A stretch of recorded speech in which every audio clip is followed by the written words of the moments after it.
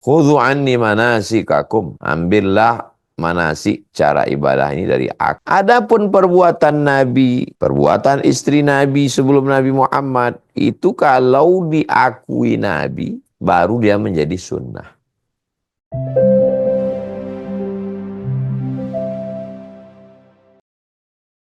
Dan banyak juga yang bertanya kepada saya, Ustadz, bagaimana tanggapan Ustadz mengenai orang yang takut umroh karena takut dibalas dosanya di depan Ka'bah? Jadi dia tunjuk. Kita beribadah ini mengikuti ilmu, bukan isu, tapi ilmu.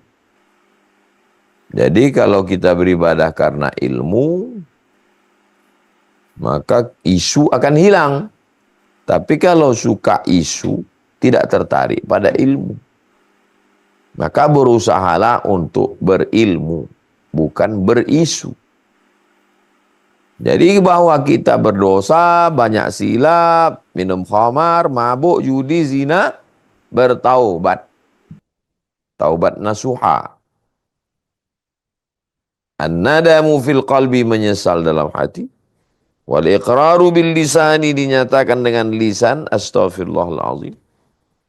Wal itmaru alla ya'uda ilaihi abadan, tekad yang kuat untuk tidak kembali ke dalam perbuatan dosa.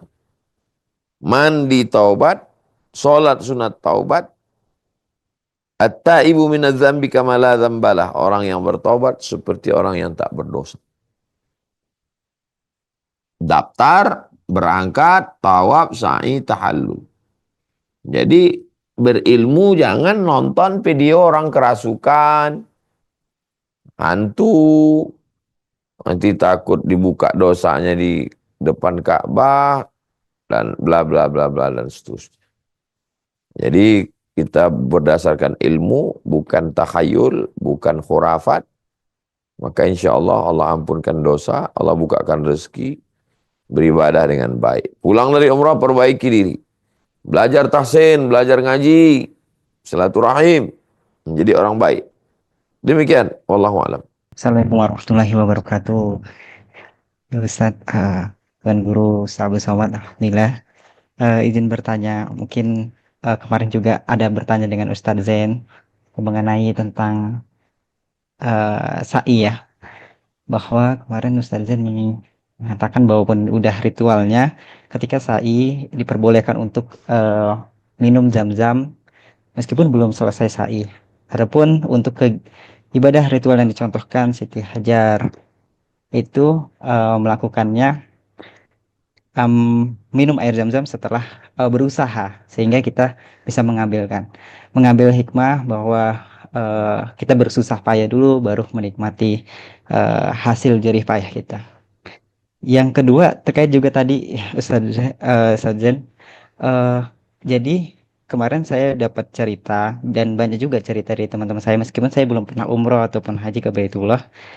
eh, Pertanyaan-pertanyaannya mengenai apakah perlu diceritakan ketika kita merasa ada sesuatu yang tidak baik, sesuatu yang aneh terjadi di saat melakukan ibadah umroh dan haji karena dibalas langsung di sana, terus diceritakan ke keluarga, sanak saudara dan sebagainya. Apakah itu diperbolehkan atau kita tutup saja karena itu berupa aib?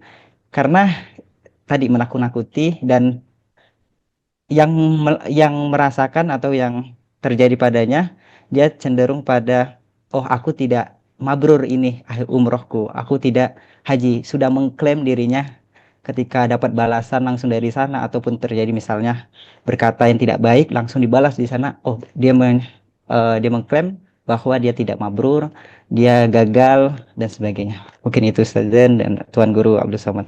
Sekian, jazakallah khair. Assalamualaikum warahmatullahi wabarakatuh. Waalaikumsalam warahmatullahi wabarakatuh. Setelah mencari air, barulah Hajar mendapatkan air dari tumit Ismail. Tapi kenyataannya kita waktu sa'i itu baru satu putaran udah minum air zam-zam. Apakah perbuatan Hajar itu menjadi dasar hukum? Itu namanya syar'u man qablana. Dasar pengambilan hukum dalam Islam itu 10.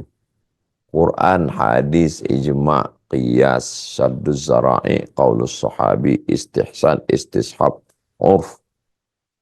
Apakah perbuatan hajar sa'i dulu baru minum itu sunnah? Tidak, karena tidak ada penjelasan dari Nabi.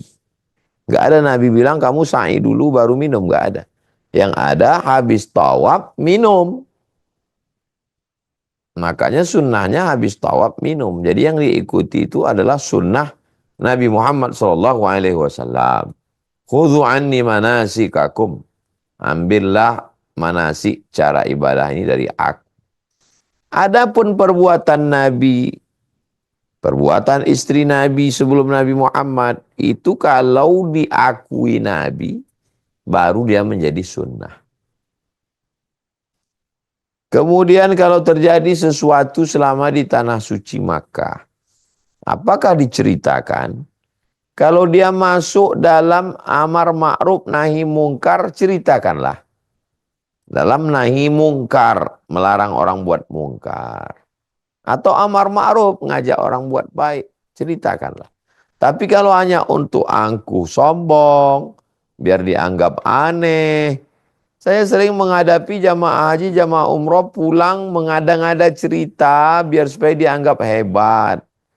Biar supaya dianggap aneh, biar supaya dianggap wali, biar supaya dianggap mengalami pengalaman spiritual. Ini bertentangan dengan ibadah umroh haji. Karena ibadah haji dan umroh itu ibadah orang yang sudah melewati geladi kematian, padang mahsyar, memakai pakaian mayat, tidak lagi melihat diri lebih, pulang kok cerita kelebihan-kelebihan.